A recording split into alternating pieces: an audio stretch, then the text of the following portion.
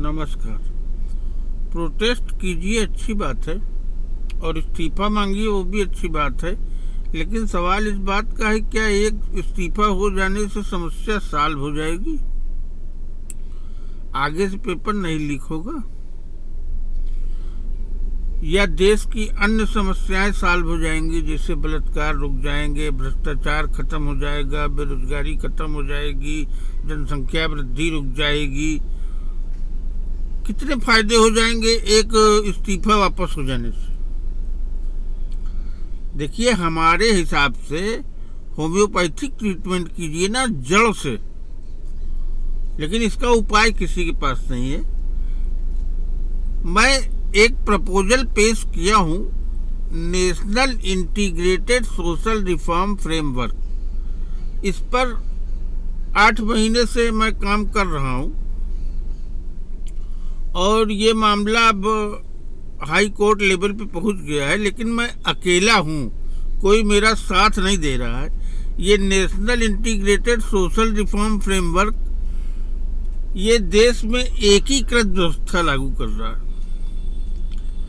इसमें क्या है, किसी भी शिकायत का समन्वित समाधान होगा। कोई भी आदमी का 10 मुकदमा चल रहा है तो एक ही जगह 10 मुकदमा सुन लिया जाएगा, चाहे 10 हो, चाहे 20 हो, चाहे 50 हो। लोग आपने सुना होगा 70 मुकदमा है, 72 मुकदमा है, 136 मुकदमा है। तो NISRF के अंतर्गत ये है कि अगर किसी की शिकायत है, किसी की समस्या है, तो चाहे जितनी सारी शिकायत है सब एक ही टेबल पे सुनी जाएगी।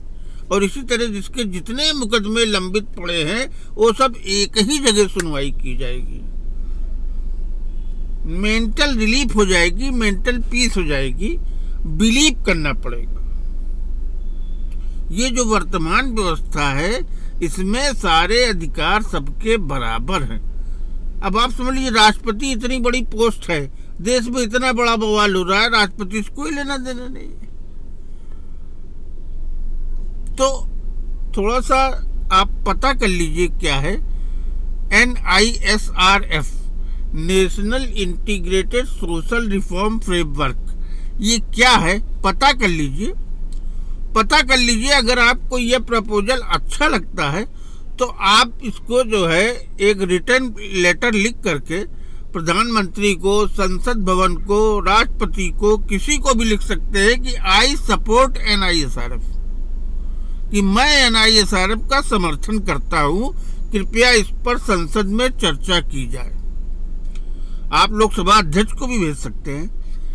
तो आप पहले पता कीजिए अपने मोबाइल और कंप्यूटर से कि national integrated social reform framework कैसा प्रपोजल है, हिंदुस्तान के लिए उपयुक्त है कि नहीं है। मैं तो 8 महीने से लड़ रहा हूं अकेले, और डॉक्यूमेंट्री तरीके से लड़ रहा हूं। मैं इस तरीके से सड़क पे आकर प्रोटेस्ट नहीं कर सकता। मैं लीगली कर रहा हूँ जो कुछ कर रहा हूँ। मेरा जो है मुकदमा पेंडिंग है। मैंने पार्लियामेंट के अगेंस्ट मुकदमा कर रखा है, प्रधानमंत्री के अगेंस्ट मुकदमा कर रखा है, CIC में सब पेंडिंग है। RTI के थ्रू चल रहा है सारा मैटर।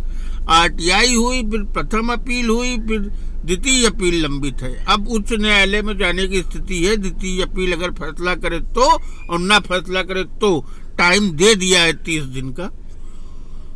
तो बस यही कहूंगा कि अगर इस देश का वाकई भला चाहते हो तो पूरा का पूरा सिस्टम, तरीका चेंज करना पड़ेगा। NISRF का गठन करना पड़ेगा। आप पता कीजिए, सपोर्ट कीजिए NISRF। अगर आप देश हित में चाहते हैं कि हिंदुस्तान का भला हो, आने वाली जनरेशन ठीक ठाक ढंग से रहे, जिस तरीके से विदेशों में हमारे देश की खिल्ली उड़ रही है वो न उड़े, जिस तरीके से विकसित राष्ट्र है दुनिया भर में तमाम, वैसे भारत भी विकसित राष्ट्र बन जाए 1-2 साल में, केवल NISRF लागू हो जाए।